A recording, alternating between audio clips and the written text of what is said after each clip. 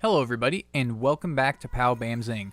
My name is Carl, and this will be a review of Black Ops 4. I shouldn't really have to introduce a Call of Duty game to anyone, but for the small fraction of those unfamiliar with the series, Black Ops 4 is a first-person shooter with emphasis on fast online gameplay and arcade-style action. Black Ops 4 in particular strays away from all previous versions of the game by opting not to include a single-player campaign, instead focusing on online multiplayer and zombies. Another interesting addition into the game was the introduction of a Battle Royale game mode and map, not included in previous yearly releases. Black Ops 4 was made by Treyarch, one of 3 studios working on a Call of Duty game at any given time. Treyarch is known for its more gritty, story-based games with a solid multiplayer experience, as well as the founder of the Zombies mode in previous titles, which is why it came somewhat as a surprise that they opted to not include a campaign. Perhaps Treyarch realized that while their audience did appreciate a single-player experience, that is not what keeps people coming back to the game. They did include a repetitive tutorial that tries to patch together some sort of narrative as one learns and practices the different abilities of each operator. But the story was fragmented, confusing, and downright cheesy. It really doesn't do anything or help one in any of the multiplayer modes other than give an overview of each of the specialist abilities, which we'll get to in a bit. I don't think we can mention Black Ops 4 without one synonymously thinking of Blackout, the Battle Royale mode. Blackout was received with some skepticism early on, as other games had already attempted to adopt it, some doing okay and others failing miserably. So with the Battle Royale being tacked on to just about every game coming out, gamers were worried Blackout would be a half-baked cash grab to get another genre of gamers interested in the game. We were wrong. Blackout turned out to be an incredibly fluid Battle Royale experience. Take all the fast-paced responsiveness and place it into a large map filled with familiar multiplayer locations with 100 other players.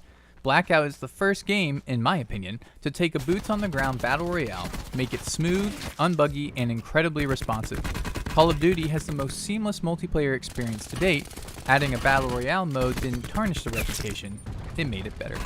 There are some twists to Call of Duty's Battle Royale mode, such as the inclusion of zombies in certain parts of the map to plague the player with the additional concern of zombie damage, along with a random box that will drop weapons if all zombies are killed.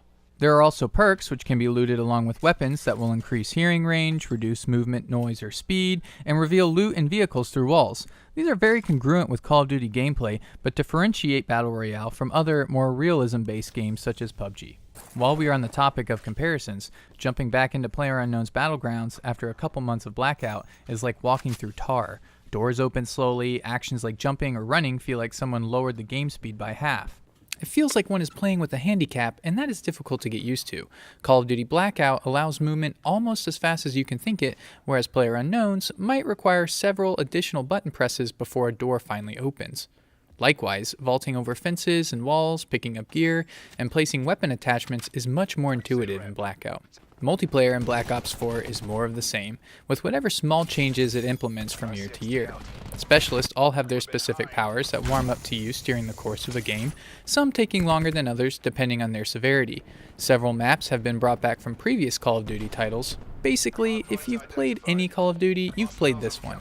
But one thing I cannot deny is the smoothness and polish of multiplayer. With Call of Duty, multiplayer works, and it works well. Having played my fair share of buggy games, I didn't experience once when I thought I lost a gun battle due to the game's poorly written code. Call of Duty has created such a perfect, arcade-ish, fast-paced multiplayer experience that one's skill becomes the determining factor for victory. Sure, there might be guns that are slightly unbalanced here or there, or a specialist ability that is annoying and hard to defeat.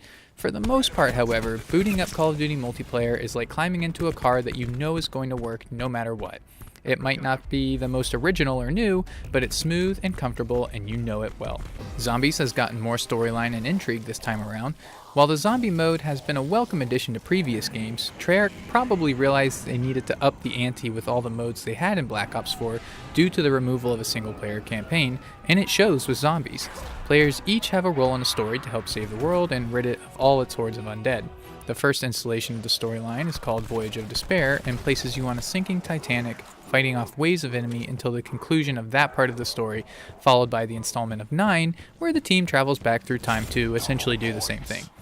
Now, there's loads of lore and connections through games and storylines in Zombies, but it would take way too long to dive into all that here.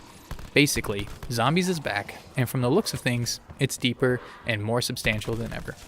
Call of Duty Black Ops 4 was a risk from the start, as it seemingly shed a valuable layer of its substance and sold for the same price as before. However, when one looks at the hours they put into a Call of Duty game each year and the game modes they prioritize, it would seem that Black Ops 4 simply shed some weight it didn't need to be lugging around. While a trimmed down version of Call of Duty might have taken everyone by surprise, it redirected its resources to focus on the items of the game that really matter. At the end of the day, regardless of the missing campaign, I've put more hours into Blackout and multiplayer in a few months than I did last year's World War II installment for over a year. That in of itself shows signs of a game that's worth picking up and playing with friends. Thank you so much for watching this review of Call of Duty Black Ops 4, and I'll catch you next time on Pow Bam Zing.